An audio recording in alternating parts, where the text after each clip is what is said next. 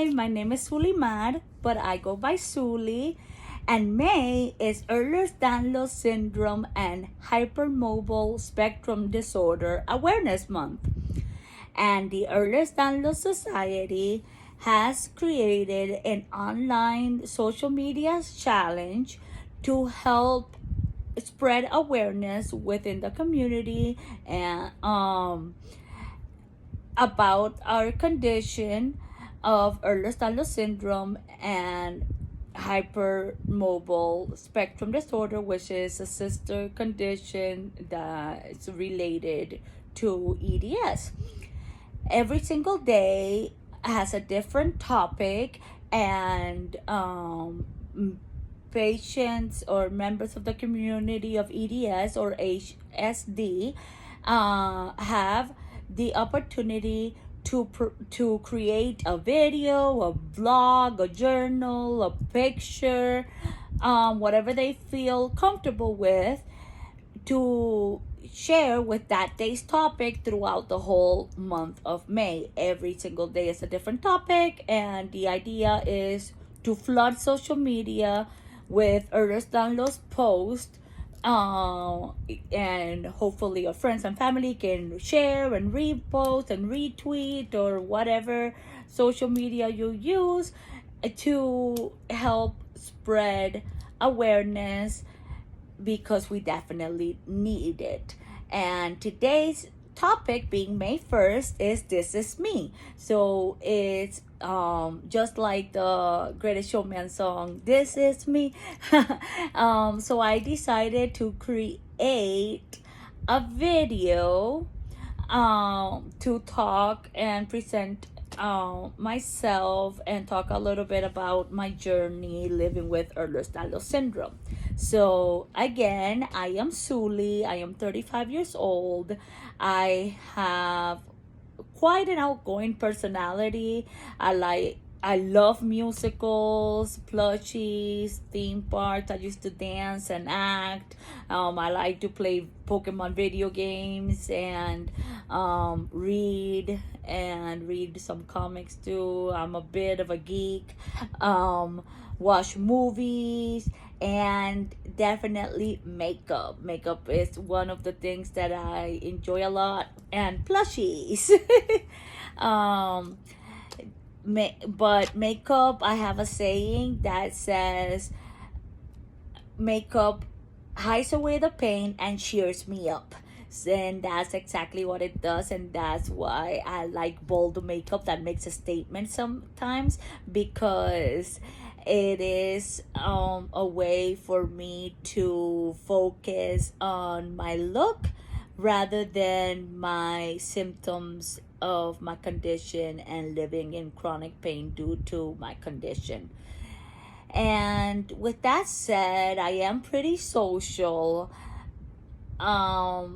And so it's easy for me to feel lonely after a while, even though I do enjoy my alone time. My husband works overnight, and most of the nights I am alone with my Chihuahua Lovely. And therefore, even though I was one of the lucky ones to get diagnosed with Ehlers-Danlos syndrome at a young age, of 15 back in 2001, that makes me feel old. Yes, I say one of the lucky ones, because unfortunately a lot of people with Ehlers-Danlos syndrome don't get diagnosed until adulthood due to lack of awareness in the healthcare providers, doctors, and society. And still, or even though I was diagnosed at a young age, still in my teenage years were difficult, and my parents were in denial, so that got me in denial, and I didn't seek out treatment or took better care of my body. I only was able to go to one Ehlers-Danlos conference when I was first diagnosed, but being from Puerto Rico and Florida, Most of the conferences were held at different states, and I was not in an economical position where I could attend to them, unfortunately. So I just kept putting it off, and I pushed through college and through work. I worked as a teacher for almost 7 years, in Kissimmee, Florida, and one in Puerto Rico. And I would dislocate a joint, put it back to place, and keep working. I also worked at theme parks before becoming a teacher while I was in college. I did 2 college programs with Disney, and same story. I would walk all over the parks, take a lot of ibuprofen, and pretty much just push through.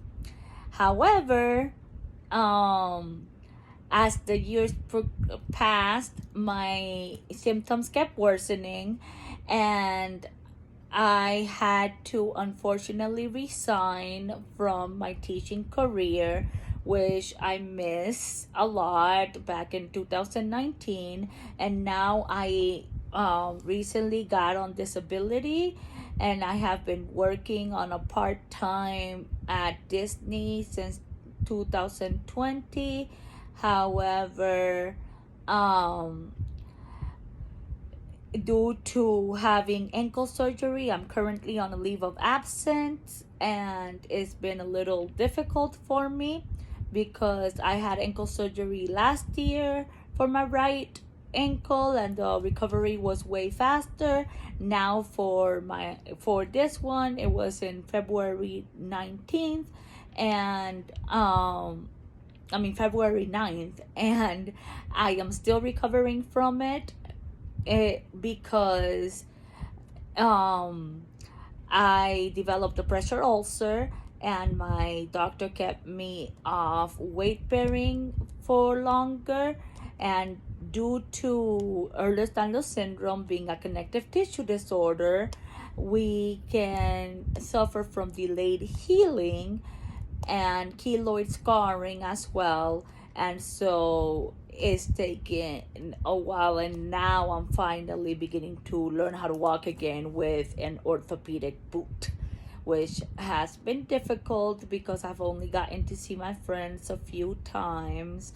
And it's however, um having to leave my teaching career, um, I've been able to get through this like hard ordeal because after I left my teaching career and started working at Disney with accommodations, which was also like hard on me emotionally because I had to use mobility aid. I first started working with a rollator walker, and then I fell a lot, and then they made me start working with a wheelchair to be safe because I no longer can work 6 to 10 hours on my feet anymore, especially now with like the surgeries and stuff. So I do work in a wheelchair, but it is a little bit difficult because I don't have a wheelchair accessible car and depend on public transportation to go to work. So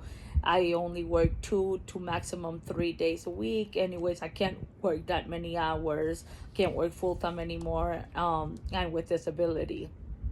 But all of that led me to do one of the best things that I've done in my life after going to see my geneticist and getting the genetic testing, because when I was younger they didn't do it for me for some reason. I was just diagnosed through a physiatrist due to the Biden score, but I officially got like my official diagnosis back in 2019 when I went to my geneticist in Jacksonville, and I was able to attend a group meeting, for a support group meeting, led by my good friend Rachel.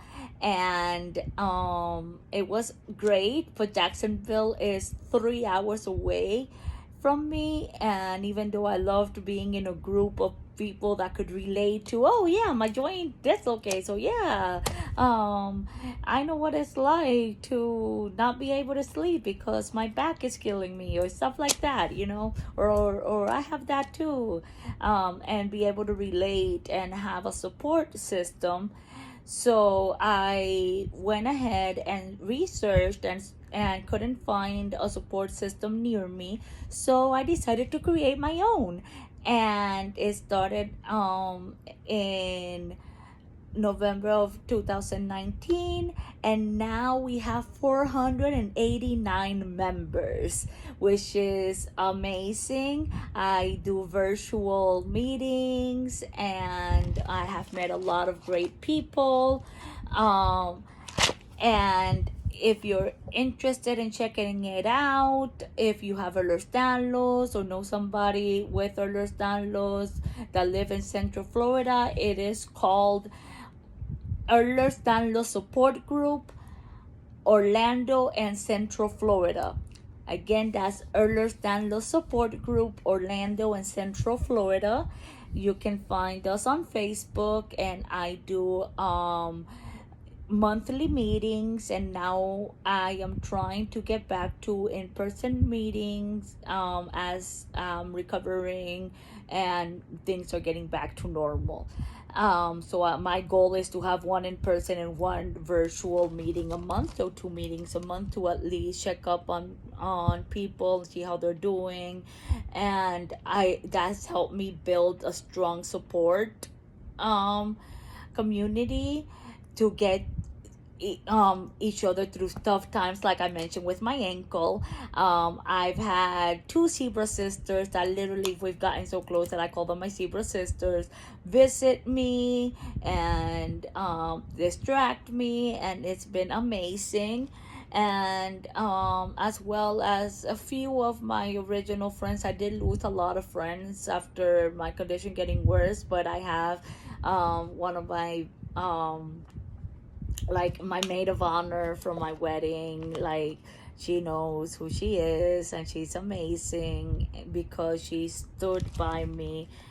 She's actually went through my first group meeting that I did when I created the group and supported me, and having people in my life, my husband, my chihuahua, my family, my friends, have definitely been given me the support I need to get through this, because EDS is a genetic connective tissue disorder that has 13 different types. Some of them are really rare. The most common type being the one I have, the hypermobility type, that affects a lot of different aspects in our bodies, because connective tissue is everywhere. And in my case, like I mentioned, I have hypermobile joints, and I showed you, like I have to wear braces, splints. This is not a party trick for zebras watching. This is just how my fingers are. If I take this off, my finger automatically like hyperextends because my ligaments are so stretched out. And Ehlers-Danlos syndrome also causes or is related to a lot of comorbidities, which are other health conditions that a lot of patients with Ehlers-Danlos syndrome seem to have as well. The most common ones being mast cell activation disorder, postural tachycardia syndrome, which I have both, gastroparesis. I don't pronounce that well, I know. Luckily, I haven't developed that yet. I hope I don't, because I know it's very hard to deal with. I have a lot of autoimmune conditions. I have Hashimoto's, Sjogren's, I also mispronounce, which is like dry glands. I have endometriosis. I have a lot of different conditions. And it's tough because a lot of them cause joint pain and fatigue. So when you have joint pain and fatigue, I like often it is hard. However, right now I'm wearing a heart monitor because I finally found an electrophysiologist that evaluated me and now put me on new medications that seems to be helping. I'm only taking it for a few days, but it has controlled my tachycardia a bit. And it's been hard to accept that going from acting and dancing and teaching and being very social, going out with my friends to theme parks and the movies and stuff all the time, to having to recover from surgeries or other medical procedures and suffering from, like I said, chronic pain and fatigue. I don't know where I would be without my support system, and that has helped me take things one day at a time.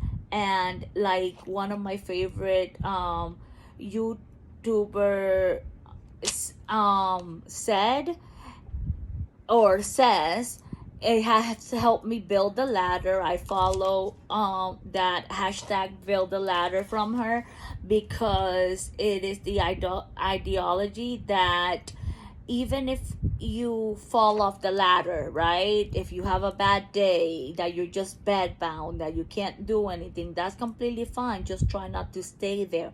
The next day, try to do one or two steps, meaning one or two things off your checklist that you would like to accomplish, which is doing house chores, which is really difficult for me, or going out for a walk or a roll if you're in a wheelchair, going outside, not staying in, finding things that bring you joy, decorating. Like I decorate my house with plushies because unfortunately I'm 35 and I haven't been able to have children, so I'm a bit of a kid myself, and my nieces and nephews love me for it.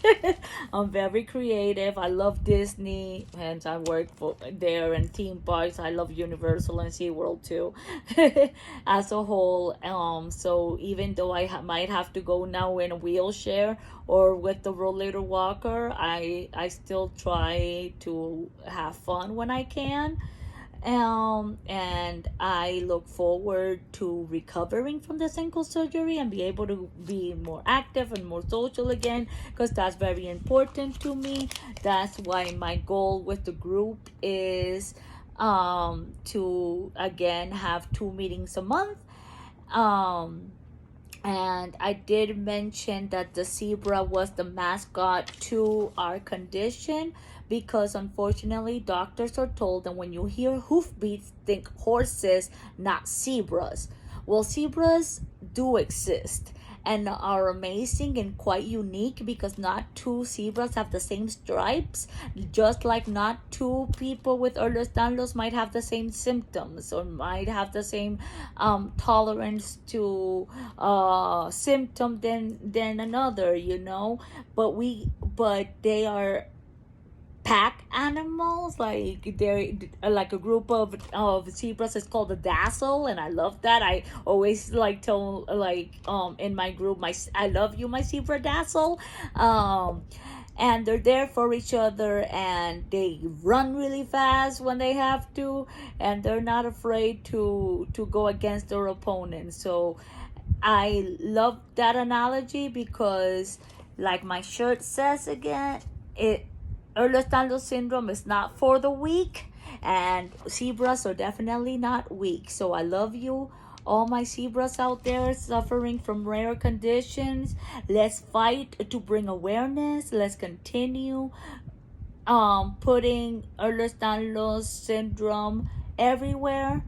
And if you have any questions, feel free to reach out to me and ask me. On Facebook, I'm under Suli Perez. And I love you all. On Instagram, I'm Lovely Suli 16 or Lovely Suli, something like that. But yes, love you all. Thank you for listening. Mwah. Bye.